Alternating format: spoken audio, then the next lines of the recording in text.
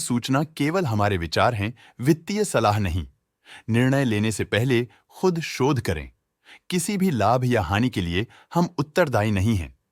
बंधन बैंक ने अपनी नई शेयर होल्डिंग रिपोर्ट्स रिलीज की हैं, जो फाइनेंशियल ईयर की क्वार्टर और पहले हाफ को कवर करता है, जो सितंबर 2024 के 30 तक चलता है। ये रिपोर्ट कंपनी के शेयर्स की डिटेल्ड जानकारी देता है, जिसमें promoters, promoter groups, foreign investors, public investors और सरकारी एंटिटीज शामिल हैं। पब्लिक द्वारा हेल्ड शेयर्स का परसेंटेज 16.64% से इंक्रीज होकर 2024 के सितंबर में 16.88% तक का इंक्रीज से देखा गया। ये चेंजेस स्टेट है कि ब्लिक की इन्वेस्टमेंट कंपनी में क्वार्टर टू क्वार्टर इंक्रीज हुई है। DII डोमेस्टिक इंस्टीट्यूशनल इन्वेस्टर्स ने अपना शेयर होल्डिंग जून 2024 में 15.06% से सितंबर 2024 में 16.34% तक इंक्रीज किया। ये बताता है कि डोमेस्टिक इंस्टीट्यूशंस ने कंपनी में अपना इंटरेस्ट 1.28% तक इंक्रीज किया है। फॉरेन इंस्टीट्यूशनल इन्वेस्टर्स की शेयर होल्डिंग में थोड़ा डिक्रीज आया 2024 के जून से 2024 के सितंबर में, जो दिखाता है कि फॉरेन इंस्टीट्यूशंस ने अपने स्टेक को क्वार्टर टू क्वार्टर -1.52 से डिक्रीज किया है,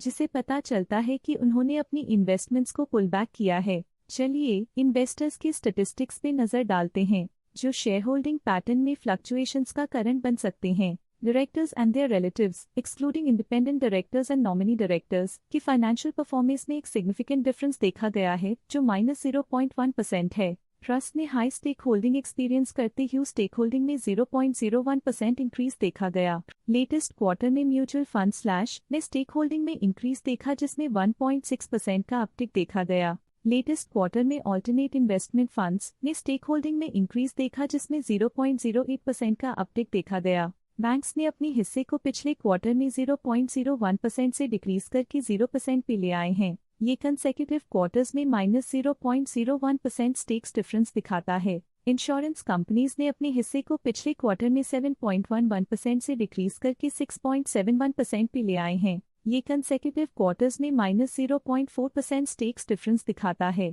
SBI life insurance CO limited ने अपने हिस्से को पिछले क्वार्टर में 1.82% से डिक्रीज करके 1.4% पे ले आए हैं। ये कंसेक्यूटिव क्वार्टर्स में -0.42% स्टेक्स डिफरेंस दिखाता है। लेटेस्ट क्वार्टर में NBFCs रजिस्टर्ड विद RBI ने स्टेक होल्डिंग में इंक्रीज देखा, जिसमें 0.01% का अपटिक देखा गया। Tata large and mid cap fund current quarter में 1.35% शेयर्स के साथ कंपनी में एंटर किया, जबकि प्रीवियस क्वार्टर में उनके पास 0% shares the Aditya Birla Sun Life Trustee Private Limited AC current quarter में 1.08% शेयर्स के साथ कंपनी में एंटर किया, जबकि प्रीवियस क्वार्टर में उनके पास 0% shares the Tata I life insurance CO limited pension balance रेफ्यू करंट क्वार्टर में 1.01% शेयर्स के साथ कंपनी में एंटर किया, जबकि प्रीवियस क्वार्टर में उनके पास 0% shares the life insurance corporation of India current quarter में 3.69% शेयर्स के साथ कंपनी में एंटर किया, जबकि प्रीवियस क्वार्टर में उनके पास 0% shares the Tata flexi cap fund previous quarter में 1% शेयर्स ओन करते थे, लेकिन करंट क्वार्टर में उन्होंने कंपनी से एग्जिट ले लिया है।